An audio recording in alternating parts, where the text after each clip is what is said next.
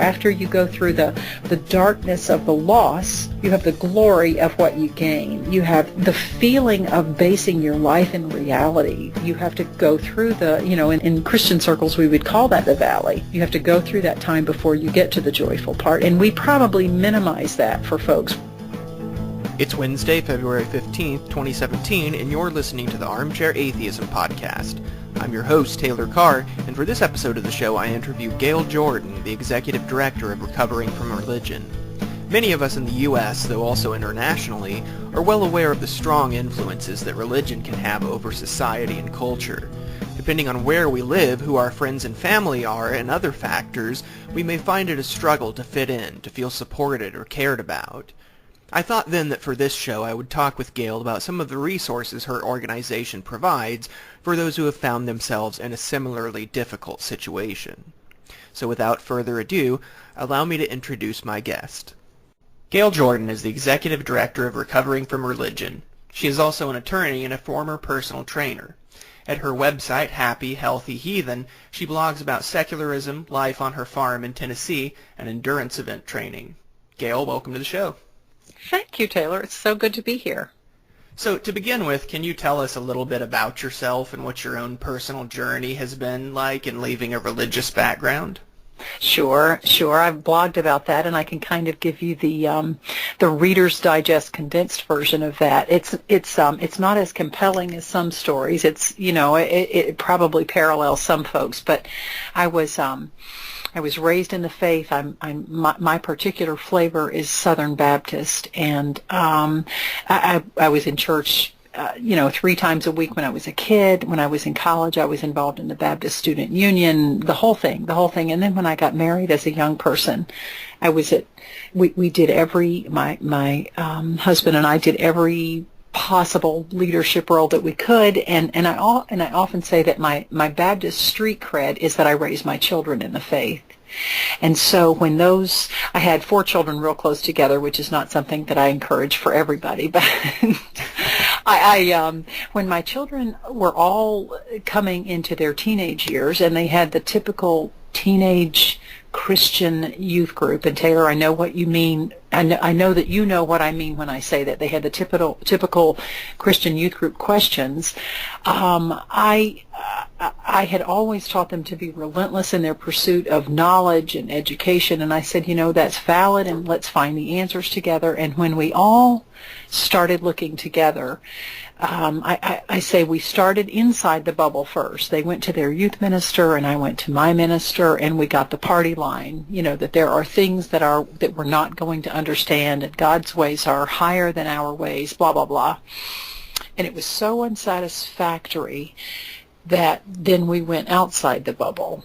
And as soon as you make that step, it's easy after that, because then you begin to study science, and you study evolution, and you study psychology, and you see why every culture has a creation story and has a propensity to believe in a creator. And as we worked through that, and we would come back together and we would talk about it and we would work through it, each one, the 5 of us, the 4 kids and me, sort of each person according to his or her own personality and pace came out of it. I was the tail end Charlie. I had such a positive experience in religion. I was a leader in my church, and it was so real to me. The faith was so real to me. It was gratifying and fulfilling.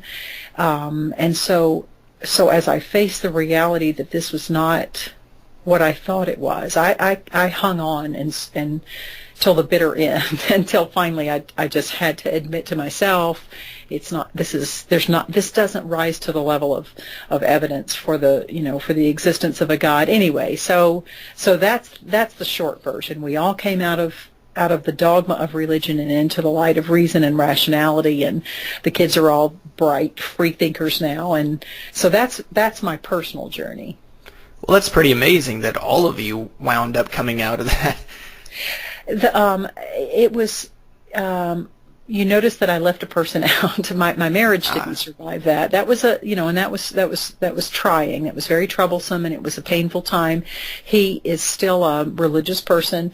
The children have a I have a strong but shallow relationship with him because when you become a free thinker and when you leave all that behind, and I have heard enough of your podcast, Taylor, to know that you share this belief. It affects everything about your politics and the way you look at life and the way you live your life and the way you deal with relationships. And so so there's no small amount of pain associated with that leaving the faith. But yeah, the kids, they worked it out on their own, and they're awesome. They're living large, and they're the example of how you want to live an open-minded, free-thinking life. So can you remember, was there anything specifically that kind of caused you to most question these faith beliefs that you'd had? So, yes, a few things. My daughters, I have twin daughters, and when they were a freshman in high school, they had a very close classmate to die. And death always makes you reevaluate and reconsider, so that factored into it.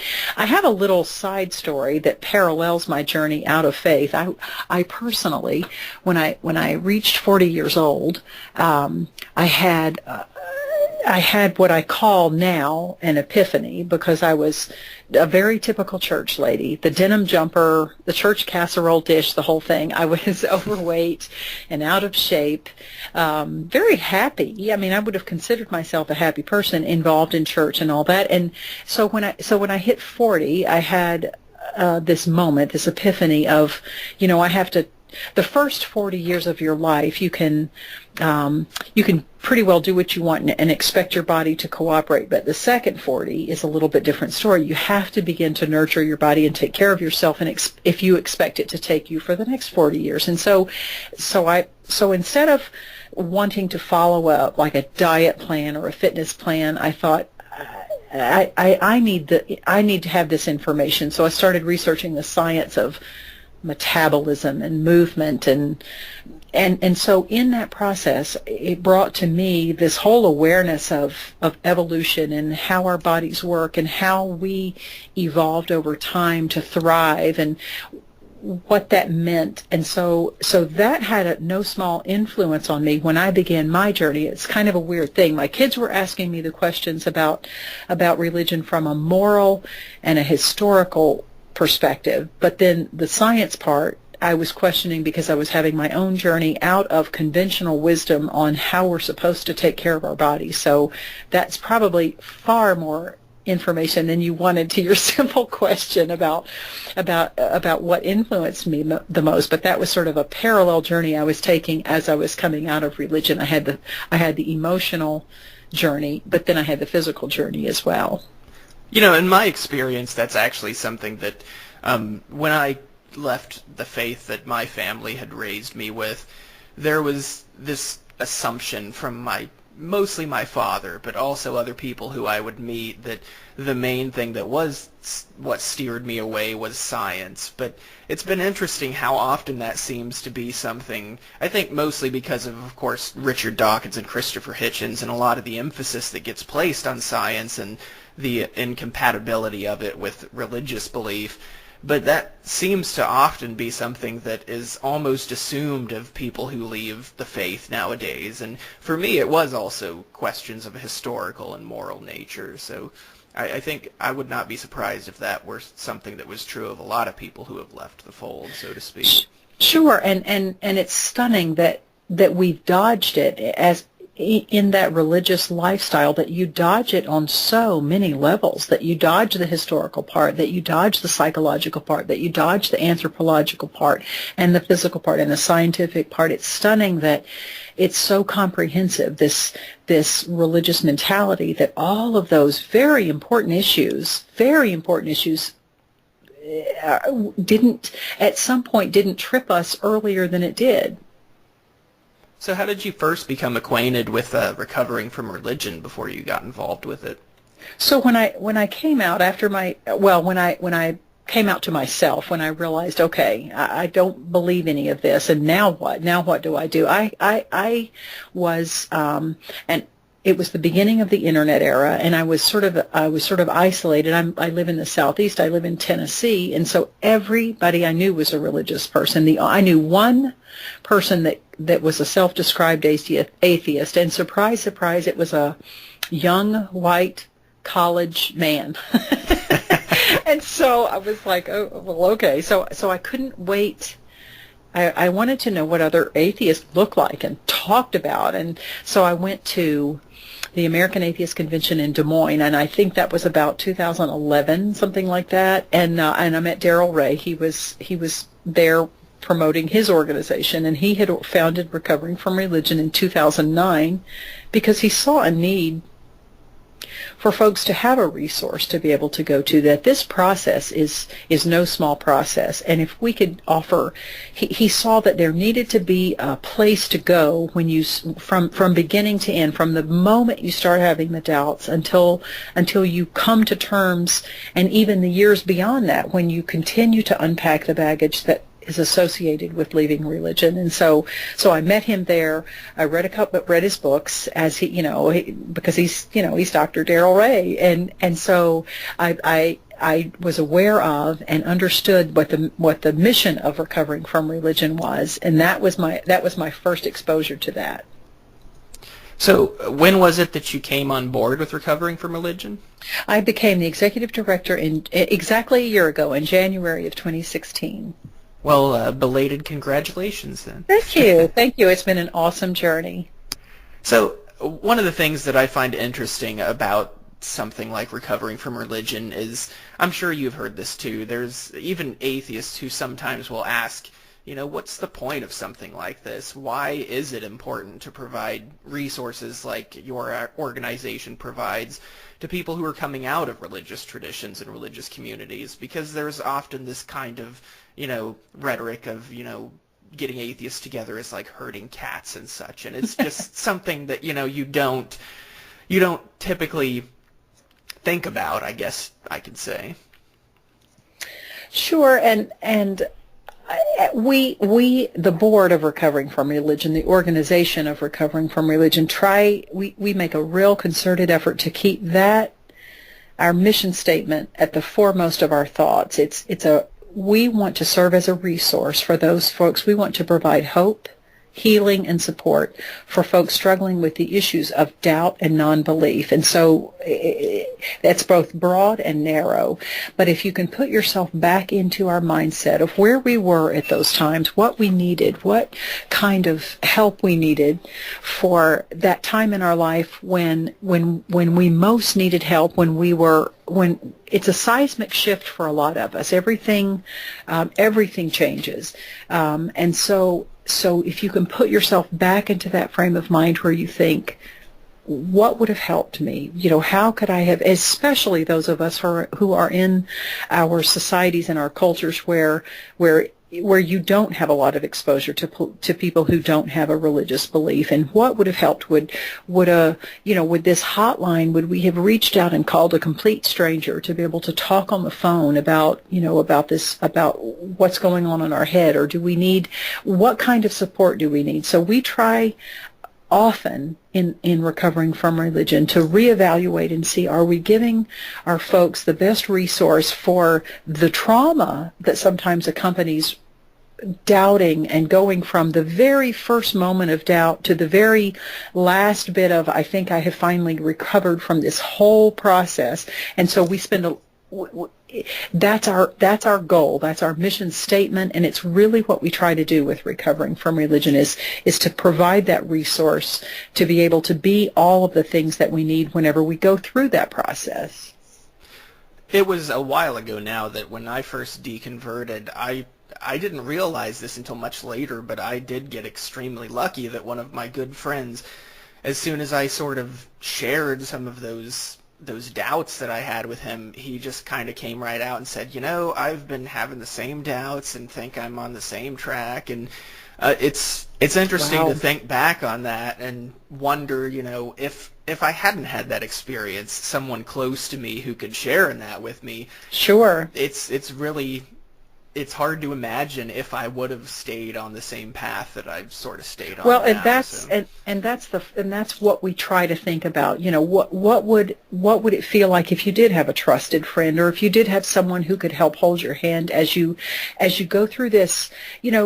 It's before you get to this glorious light of reason, this beautiful part where your life takes on so much meaning, and you can choose what your life is going to mean, and all of the burdens, and that Robert Ingersoll quote that means something to when all the shackles come off and you face the world fearlessly. There's a dark time when you go through that, because you have to go through I don't have this entity that cares deeply about my every breath, and I don't have this plan for my life, and the biggie, I'm not going to go to Disneyland when it's all over and see all of my family, and we're just going to have this one constant picnic of everybody being there's a dark time before there's a light time, and so we try to help folks see that it does get better. I don't want to take over somebody else's project's motto, but it really does get better after you go through the darkness of the loss. You have the glory of what you gain. You have the feeling of basing your life in reality, and you know it, and I've heard you talk about it on the podcast, that's glorious. But it takes a little. You don't go from doubting religion to that. You have to go through in Christian circles we would call that the valley. You have to go through that time before you get to the joyful part, and we probably minimize that for folks. We so want people to come into the light of reason, because so many of us find that when we're able to work out our own morality and to work out what our life is going to mean, it is joyful and it's wonderful, but we forget that you have to go through the loss. You do have to reconcile that. You have to reconcile, I remember having to reconcile all of the goodbyes that I didn't, the permanent goodbyes that I didn't say. If you lose a believing friend or a believing relative, we'll see you later. And so there's a huge loss for that, and there is a huge loss for you're not cared for like you think you are cared for when you're a believer. And so I think we minimize that. I think we have to recognize that is a loss before we get to the joyful part of the good side of it. So how much is there, out of curiosity, that your organization addresses beyond just, I guess you could say, that first stage of deconversion? Because I feel like there's something sort of like the equivalent of a crisis of faith that believers have, that sometimes, even, it's been, oh gosh, how long now since I deconverted? Like 10 years. Right. But, and yeah, that makes me feel like a lightweight when I say that to other people who have been out of faith much longer than I have. But even in all that time, there's still those occasions where you really do feel trapped or surrounded, and maybe it's not necessarily even that there are just a lot of religious people in your area. Sometimes, like you kind of said, you don't have just the support group that a lot of religious people do have because they attend church or because they go to all these youth group events or anything of that sort. Well, and don't you also, and I'm about 10 or 12 years out, maybe a little bit more than you, maybe 12 or 13 or 14, but don't you see why people, even when they get to the academic realization, this is probably not true, there's not evidence for this, it's anti-science, this is probably not true, but if they're isolated and if they're in a community and they know they're going to, for example, they're going to hurt aging parents, they're going to tax heavily, they're going to tax their marriage, they're going to lose their relationship with their children, they're going to lose the relationships, they're going to lose status in their community. You have to recognize that we have to recognize what a cost that is for some folks, and so we try to be sensitive to that. Recovering from religion, both in our hotline and our chat line and all the work that we do, we try. It's our policy. It's not a deconversion process. We're not trying to get people to get to the next step. The next thing to do is, why don't you go read a Dawkins book or something? We have resources that we like to point them through, but we like to say that that's not our objective is not to get them to the point where they discard religion. We want to have compassion for what they're feeling. We want to have an understanding of what that's like from their perspective to lose those things that mean so much to them. So it's not an easy task. It's not a simple black and white straightforward formula for everybody as they deal with this. Well, so maybe we have it would be good. sensitivity to that. Sure. Well, maybe it would be good from there then to get into what are some of the sorts of services that RFR does make available. Sure. So, of course, we have our hotline, and it's a literal hotline. It's 184, I doubt it. And that's a telephone-based system, and so you can certainly go to the website recoveringfromreligion.org, and immediately you can dial that phone number from anywhere. And if it's on one of our shifts, obviously we have times when we're open and times when we're not open according to our volunteer availability.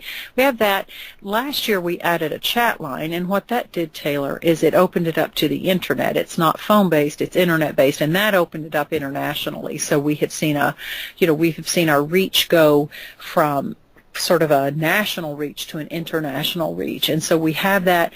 That's a one-on-one session, both the telephone and the chat line with a trained agent. And often we say one of the most important things to say is that what we're not before what we say we are. We're not counseling. We are not professional counseling. That's not what we're offering.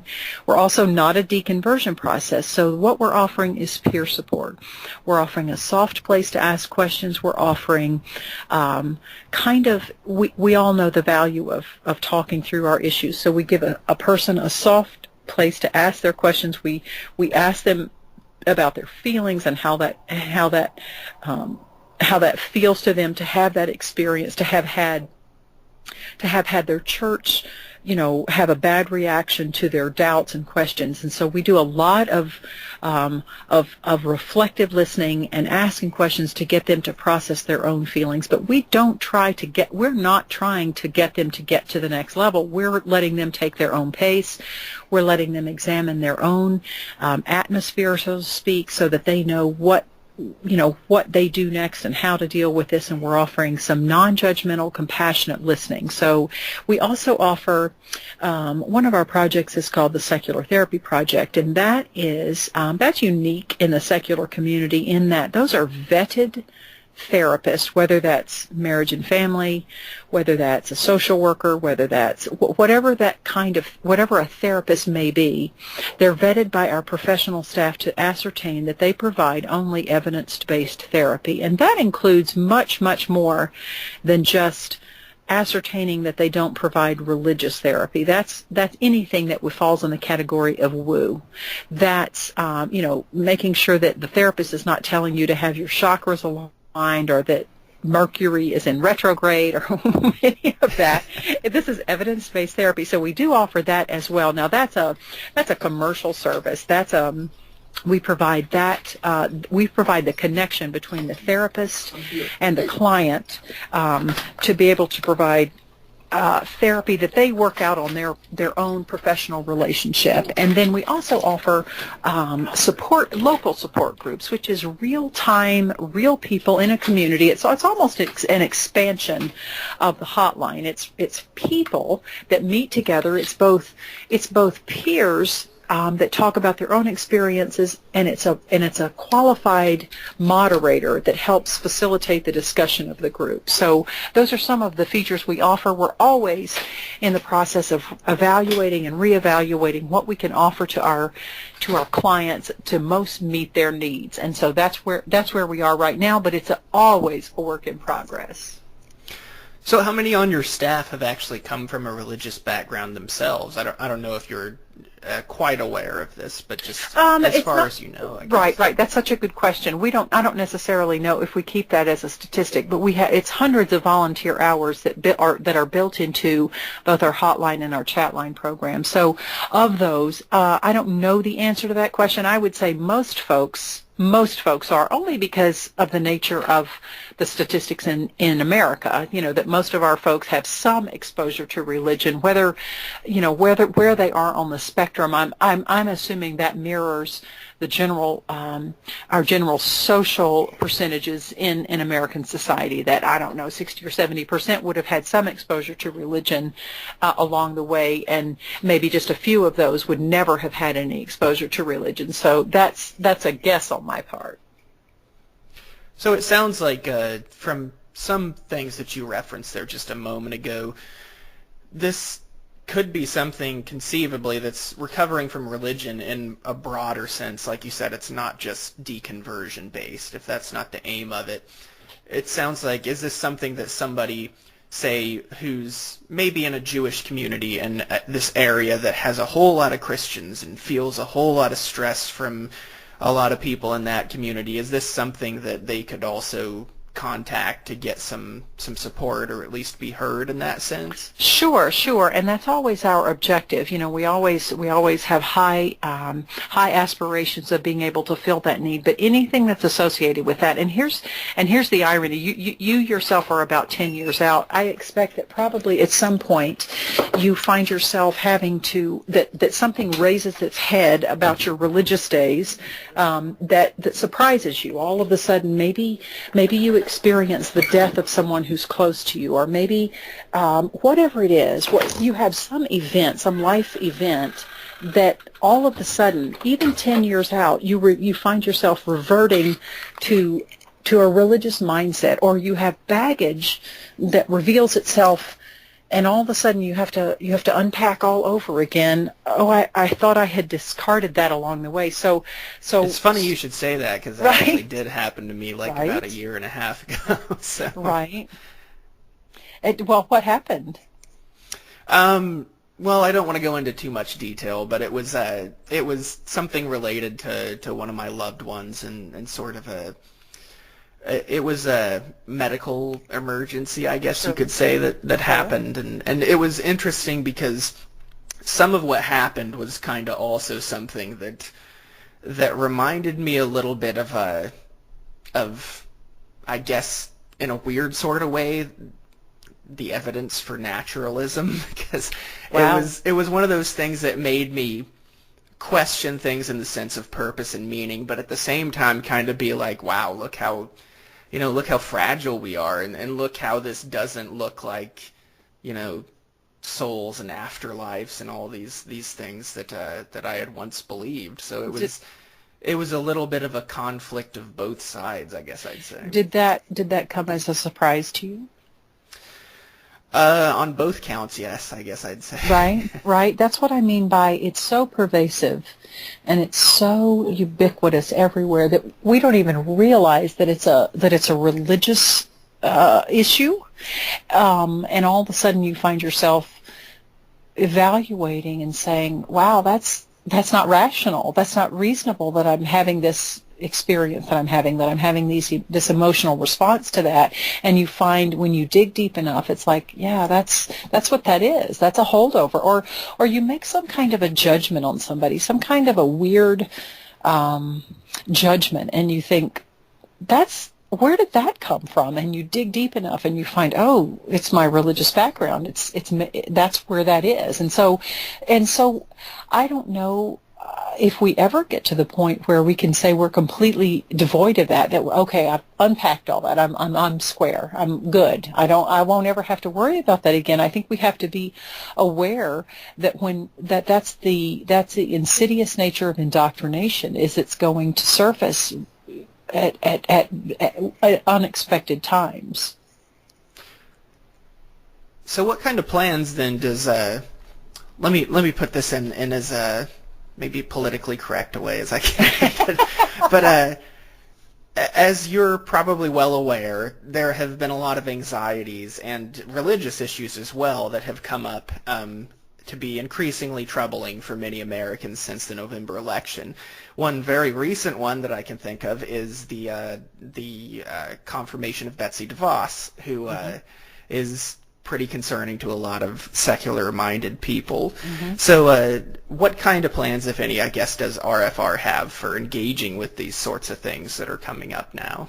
That's awesome, Taylor, that you asked that question and that you have a sensitivity to that, because we anticipate that. Not only the religious piece, that's always present. It's always, we're always prepared for people to reach out to us, traditional religious people to reach out to us. But yes, as the political atmosphere changes and as we as these issues arise about things like that, we at Recovering from Religion, it's so funny that you asked that, because our board met last night trying to think, okay, how can we anticipate this is what's coming. How can we anticipate this? What will these people be needing as they we're all in a state of mild panic. It's sort of this chronic mild panic since the election about how we can, where do we plug in and what do we do and how do we help? And so the board is fervently working at thinking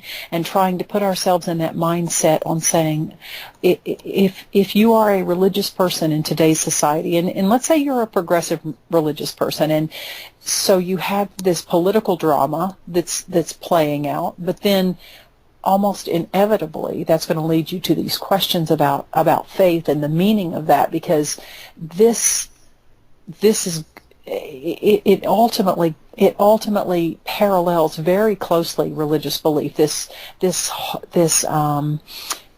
political atmosphere, that it can't be separated from religion. So how do we most help these folks? How can we be prepared to help those folks? And the board is in a constant state of evaluating how can we most serve those folks who come looking for us. So we're constantly adding to our resources. We have a resource page that, as callers and as chatters reach out to us, we're able to say, try this, listen to this podcast, or you might want to look at this website for your questions and that kind of thing. So it's a work in progress, and it's real time. It's almost daily thinking, how can we help those folks with their questions? And as the questions come in on the hotline and on the chat line, it allows us to take the real-time temperature of society in what is troubling to folks and why are they concerned. And you're right about specifically talking about the DeVos nomination, because it's going to have folks questioning, why is it important for us to have science education in schools? And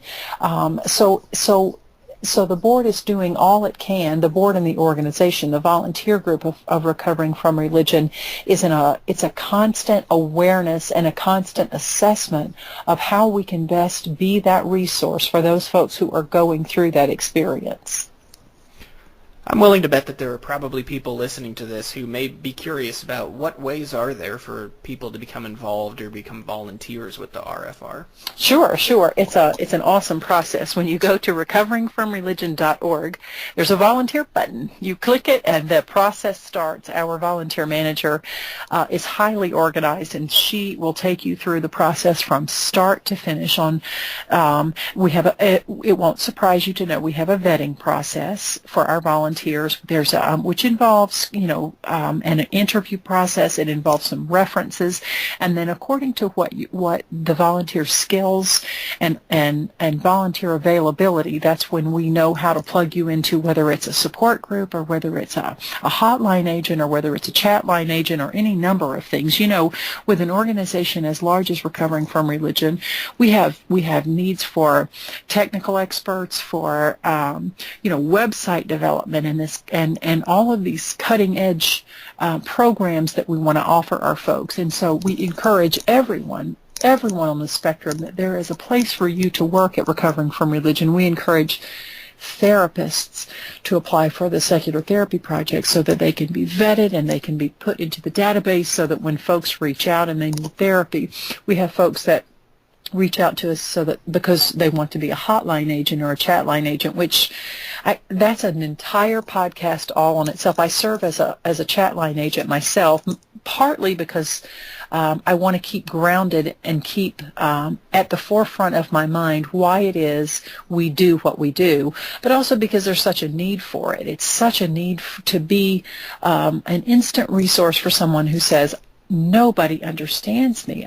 Everybody I know is in my church. Everybody in my family is in church, and I have these fears and these doubts. And so, if you'll take the first step, recoveringfromreligion.org, and click on volunteer, everything is taken care of from there, from the interview process to the application process to the references to plugging you into where you can be of most use. It's all taken care of.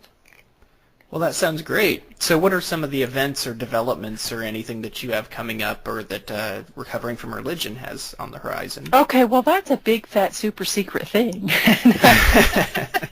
No, we're looking at, so I said earlier in the podcast that we're very, very careful not to be a deconversion process. But having said that, at the same time, folks are looking for that next step.